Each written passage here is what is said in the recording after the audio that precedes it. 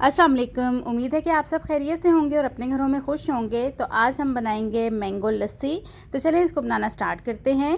बिस्मिल्लाहिर्रहमानिर्रहीम। इसके लिए जो चीज़ें चाहिए, यहाँ पे मैंने 1 कप दही लिया है और 2 आम लिए हैं, 3 टेबलस्पून चीनी है और कुछ मैंने आम जो है वो एंड पे गार्निशिंग करने के लिए साइड पे रखे हुए हैं।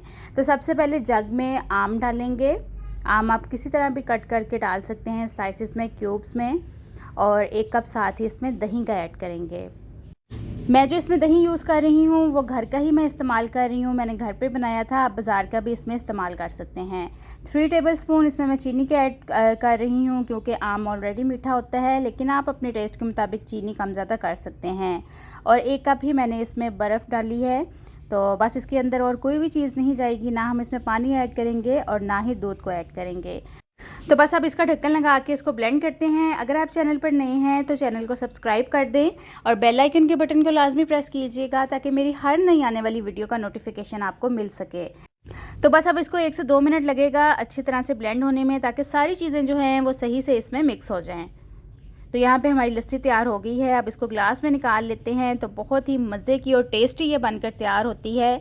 आप लोग भी लाजमी इस रेसिपी को ट्राई करिएगा।